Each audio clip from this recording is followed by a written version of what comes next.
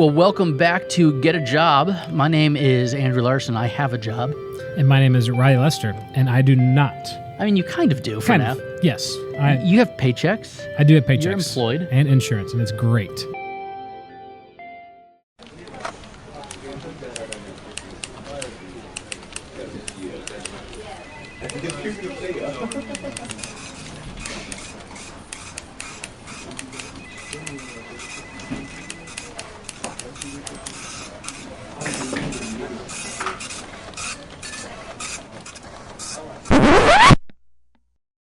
You are listening to Get a Job, presented by Practically Pastoring, a podcast about calling, clarity, and the awkward in between.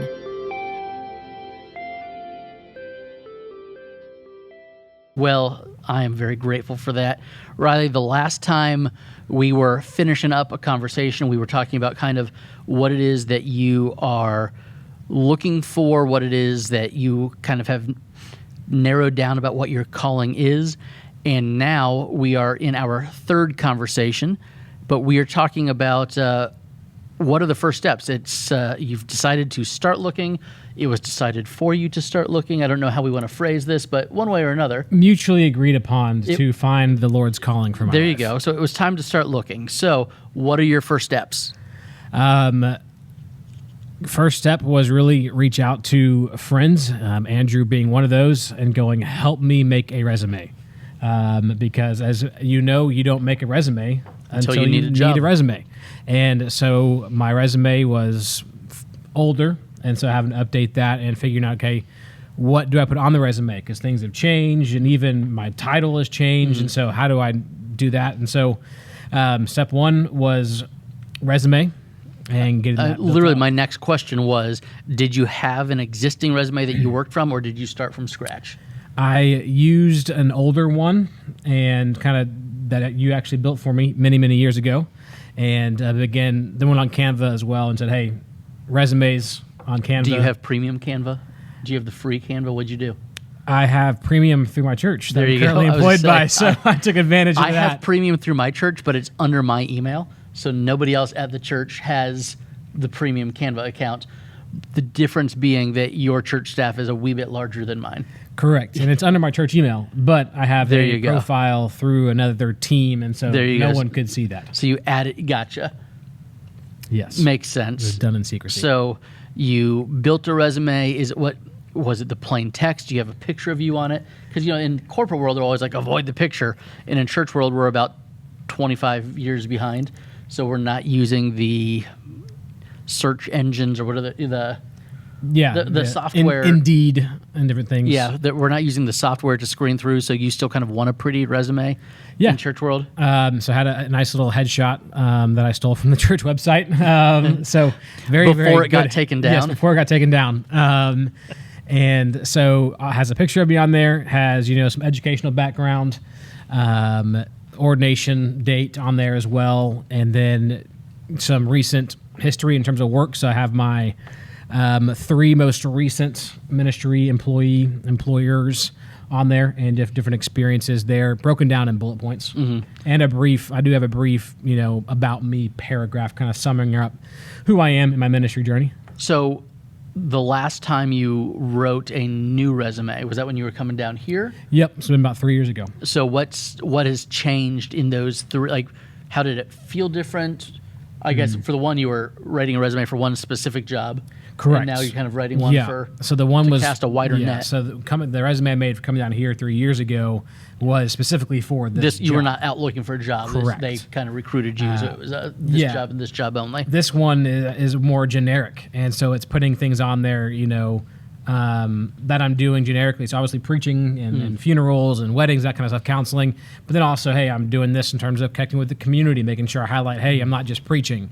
I'm doing community outreach. I'm doing this aspect of ministry, and even the About Me section, describing a little bit who I am as a leader, kind of using different profiles that I've taken and been built out, using that language in the About Me to kind of cast a vision of who I could be in an organization. So what were you most tempted to leave off of the resume? I'm trying to think. I mean, part of it is how do I put what I'm doing now on a resume. Yeah. And like, I'm not in my role I was in, but I'm also not on the website. And it's people like, hey, you're not on the website. Are you sure you work there? Yeah. I promise I do. And so how to like notate, hey, I'm not in my current role, but I still have a role and I'm still doing something. I think that was the hardest part. Would be, honestly, for me, it was, might just leave it off. If they ask questions, then they ask questions. Yeah.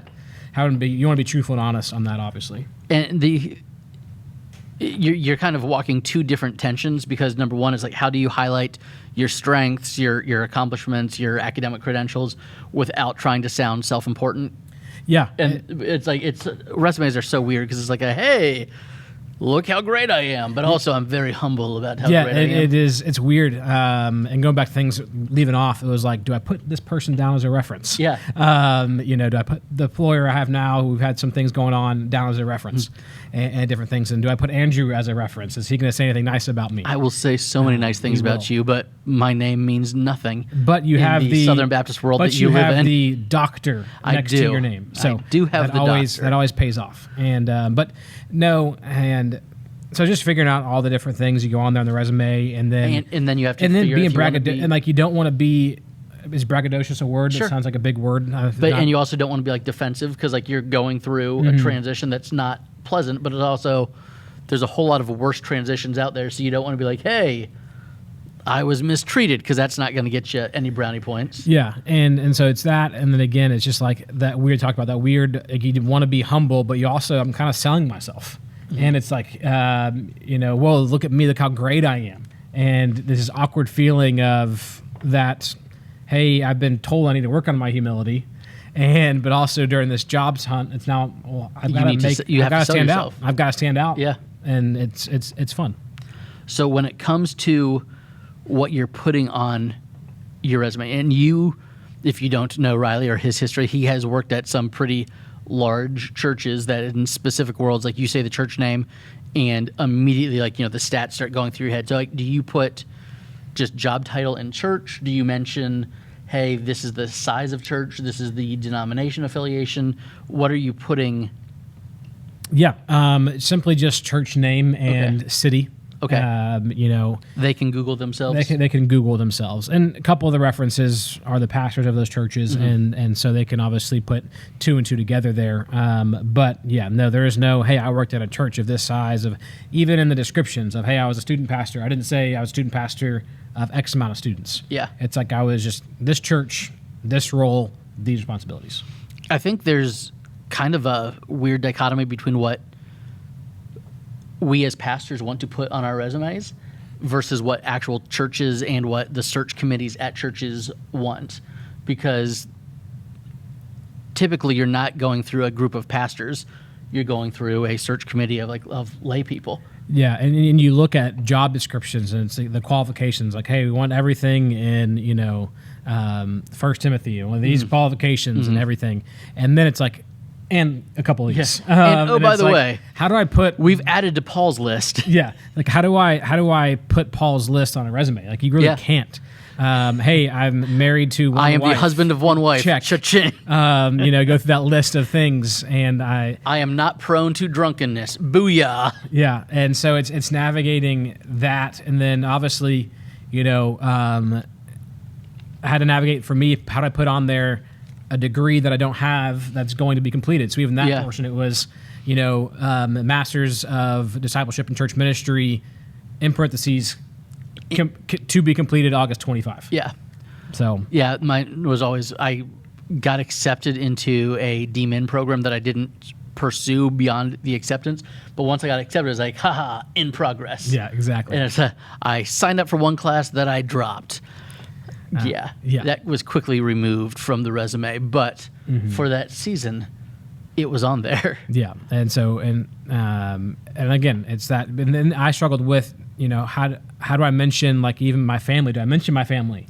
On a resume? And the answer is I didn't, because there's one, there's not room for it. The picture just of me. Could have done a headshot of the whole family. Yeah, probably. Would my wife approved of it? Probably not. Yeah, there's that as well. And so, because it's like that, I wanted people to know, hey, I have a family. I've got a growing family. I've got a child on the way, 2 other kids.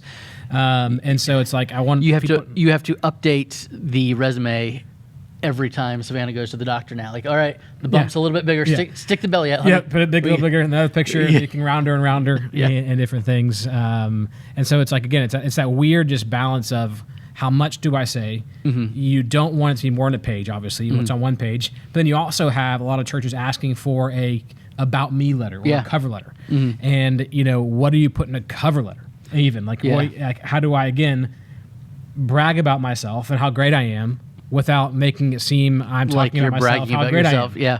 And then the other thing, even like with your references, like in church world, your references are super impressive because you've worked at some like big, cool churches. But to the mom on a search committee who, because that's typically what they do is like, okay, we want, a deacon or an elder, and then we want people from every segment of the congregation because this is not going to be the pastor to just the 30-year-olds or just the 70-year-olds. We want kind of everybody. And then to someone who doesn't live in church world, well, someone who's written a couple of books being a reference means nothing to them. It's no. Yeah. I want someone whose kids have played with your kids to talk to me about who. So that's the other awkward thing of this is very impressive to us and it means nothing to you. Yeah, and or it's the like, other way around. Yeah, and in my pastoral bubble, it's like, man, I've joked with Andrew before, so my resume looks a whole lot better than I do. Like the Lord has been gracious to me and blessed me with experiences in large churches and different things, and by prominent leaders. But at the same time, it's going, like that really at the end of the day means nothing. But when you're sending it to a church of 200 people who just wants a pastor to come and love them and treat them well, somebody from the congregation that says this person loved me and treated me well would mean more than someone with a bunch of titles behind their name. Yeah, but again, it's like, how do you put, Jane Doe on your resume? Old lady from church who loves you. It's like, it's an odd thing. Can't. Yeah. So what are you including? Are you sending out sermon videos? Do you have a highlight reel? And if you have a highlight reel, does it have like Sports Center music playing behind it? I feel like that'd be really good. That would be really good. It's actually a highlight reel of my collegiate career. My one goal in 3 years. Your one goal in soccer. I was there. He was there. There was.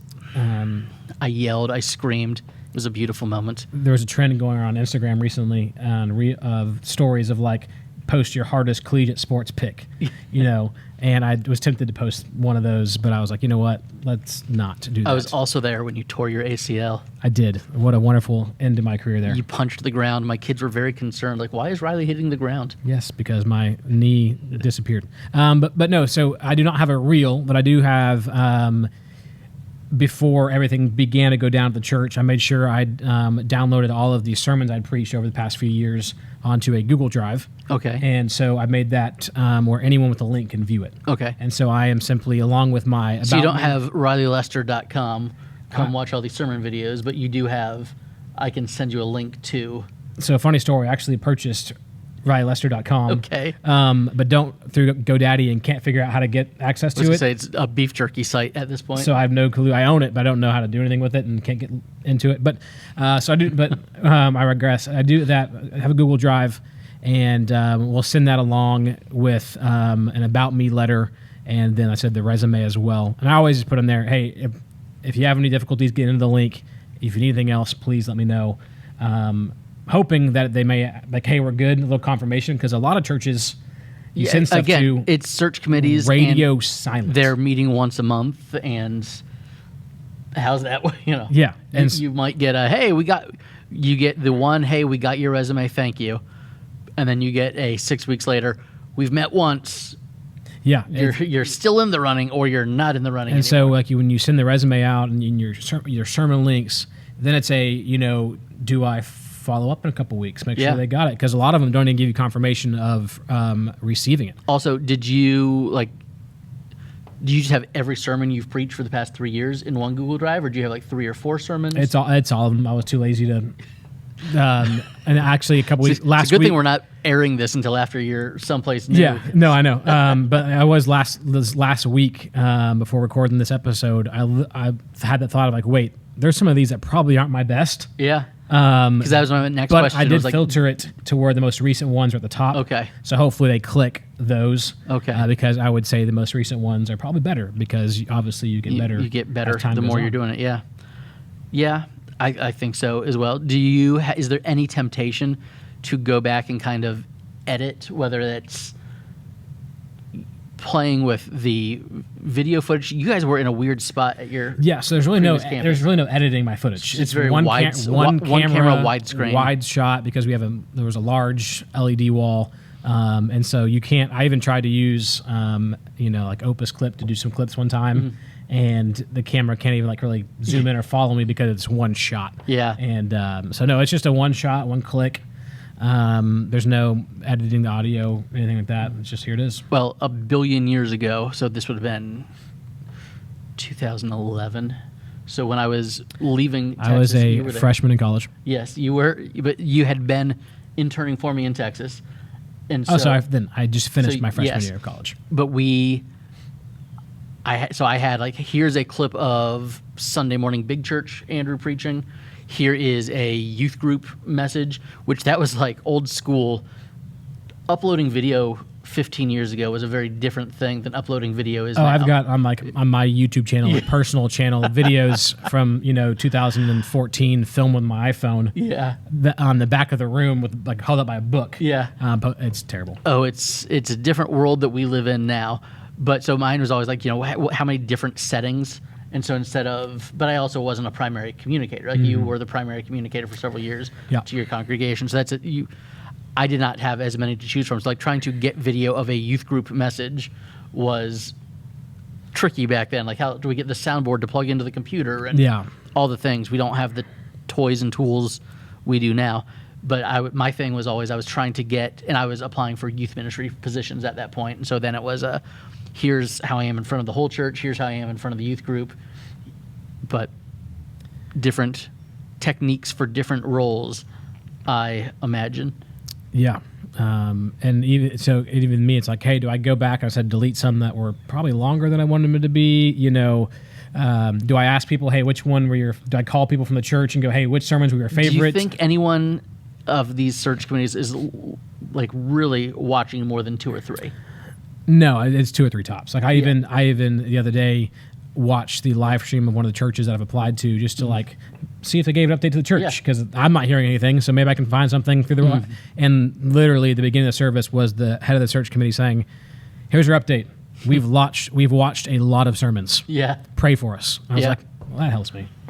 Are there any like more creative things that you are doing? Did you launch like a link tree or anything so that you could be like, hey, here's sermons, here's my socials, here's whatever? No, I included my socials on the resume, and so it has my Instagram handle, my Twitter/X handle, and did have a Vimeo link, but I had to take that Vimeo link off because it no longer worked because of everything happening.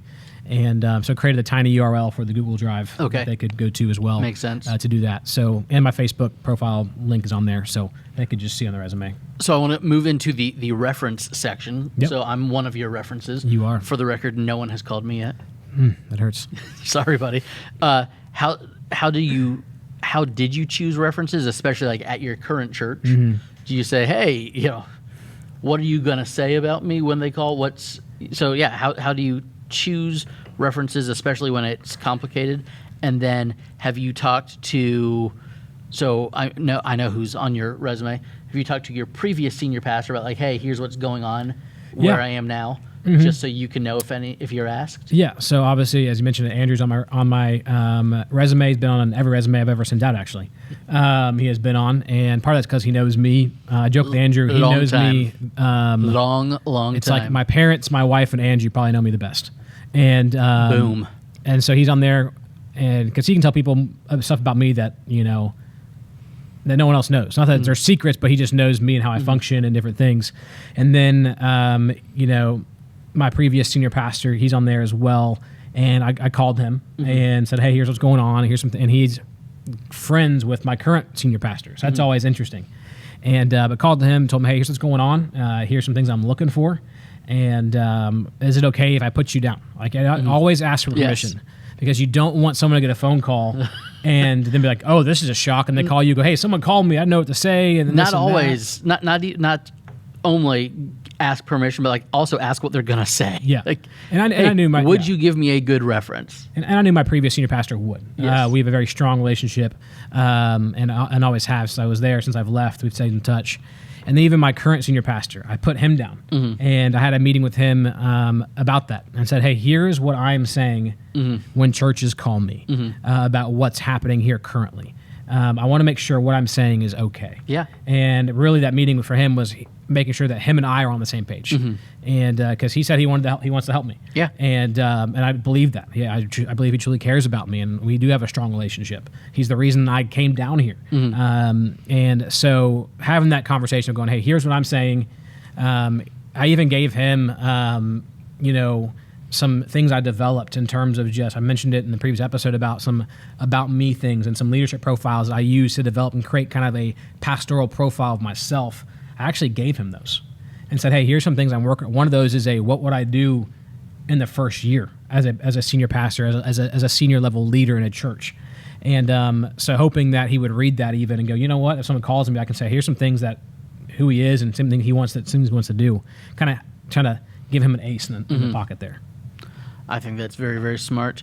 Is there anybody else from the church, whether, again, big staff, but are there any lay people, or are there any people that would probably not be the first person to get a phone call that you've asked to kind of speak up for you or to speak on your behalf? No, just the references. I've had a few lay people be like, hey, if they call me, I'm going to tell them all these great things. Have them call me. I'll tell them all the great things, which is awesome. And I'm also like, I don't want anybody calling you because you're a little crazy. But I had a phone call a few weeks ago that a church reached out to someone not on my references, and I was a little worried. I was like, this is going to be fun, but luckily it was a good conversation there. But there is that risk, Obviously, people can go on a website. Yeah. And look up different pastors and staff, and maybe one doesn't answer. Yeah. And so, hey, he's on vacation. Let me call this guy instead. Or maybe someone says, hey, I can't talk right now, but you can call so-and-so. That does happen, and you just have to hope that things go in your favor. Man, I think kind of being open and honest of, hey, things are not ending like the way that I hoped and dreamed they would. Like, it's not bad, but it's not ideal. I think that's about the best strategy you can have. I was having lunch with a group of pastors yesterday, and one of the conversations we had was about a guy who had lied on a resume and got found out like late into the process, and it's been like 5 years and has not recovered from that. Yeah, from what I've heard from a few conversations I've had with churches in this process is, everyone has been very grateful that I've been open and honest. So, hey, look, like, here's what's happening, and I'm not going to sugarcoat it. I made some mistakes, nothing moral, nothing sinful, nothing that's going to disqualify me from ministry and different things.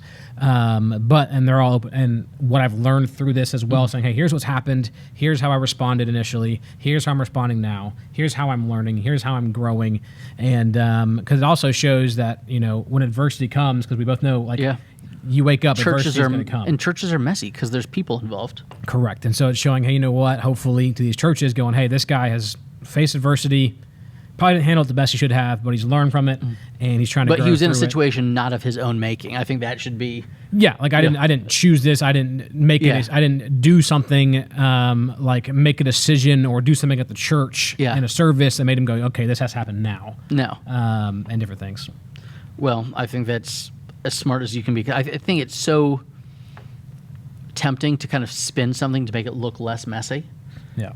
And I think anyone who has been in and around church world knows just how messy it is, and also knows, like, I think there are enough people watching or listening to this that have probably had a horror story of their own in church world, which you think, I work at a church, how could it ever go bad? And then everyone who's ever worked at a church is like, let me tell you how bad it's gone.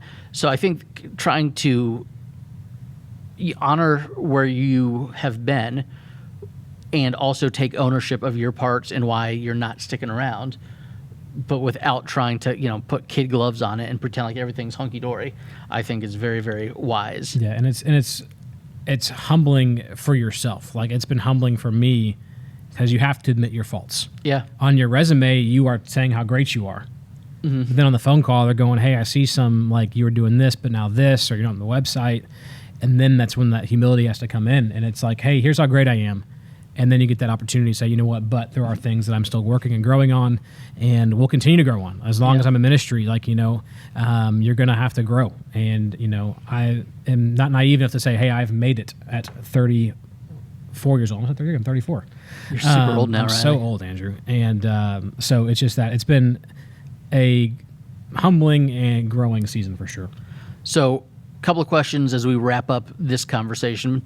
What do you think, and you can be talking to yourself, but also just the pastor who is in the situation, who A, is afraid that their resume is too simple. Hey, I've got this one degree and I've worked at this one church for 8 years or whatever it is. Or for the pastor who thinks that their story is too complicated or too messy. What would you say to either or both of them? Yeah, to the first, I would just say, don't discredit where the Lord's had you.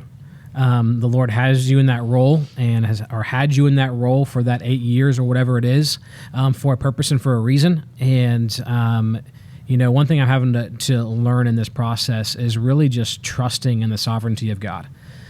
Because there are jobs that I've applied for that I'm like, this is a long shot. Mm-hmm. Like, I am not on their paper qualifications, their list. I don't hit that. Mm-hmm.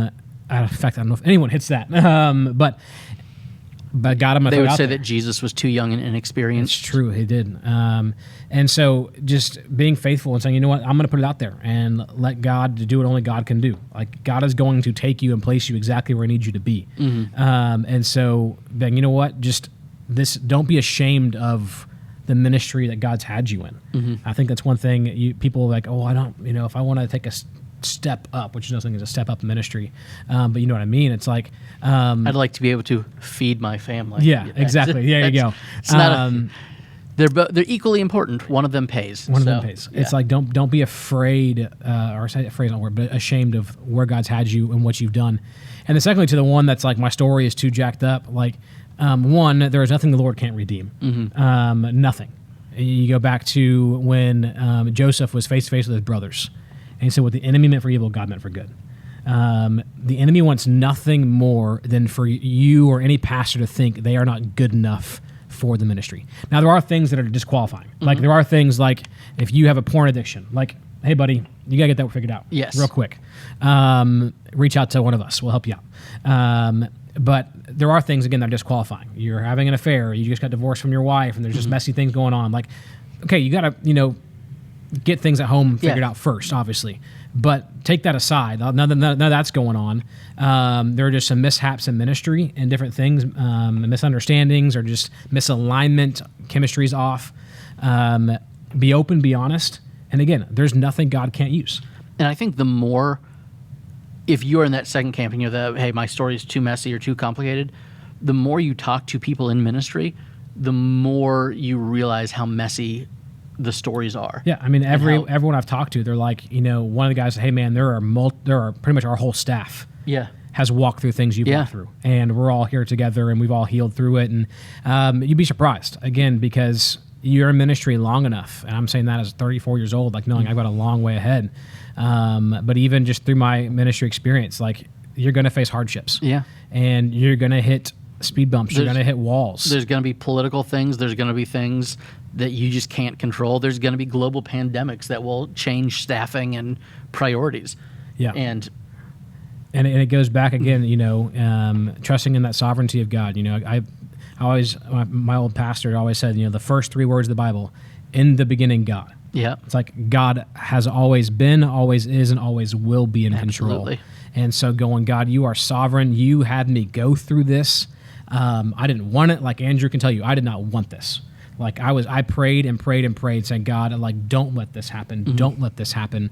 And whereas for the past several years, I've been like, dude, your job sounds terrible. This is very true. All the time, Andrew's like, Riley, have I ever told you I don't want your job? We end almost every phone call with me saying, hey, have I ever told you that I would not want your job? And stuff. And so it's just going, you know what, God, like leaning into it and going, God, okay, what are you trying to teach me through this?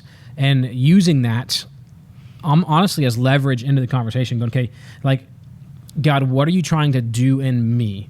And in this season of preparation, knowing that I was listening to somebody the other day just say this. It's like, in this season of waiting, when one chapter closes and you're waiting on the next, like, God, use this not to complain, not to, sulk and sit, but use a time for preparation, knowing that God is preparing you to do something in your life that you would have expected. Yep. And that's kind of where we're at. Well, listen, this is Get a Job. We are talking about calling and clarity, the awkwardness of kind of sorting those things out. So we hope you will come back for the next episode where we talk about more of the search process, because we're trying to get this guy a job. Please. Get a Job is presented by Practically Pastoring. It is recorded and edited by me, Andrew Larson, and it is produced by Andrew Larson and Riley Lester.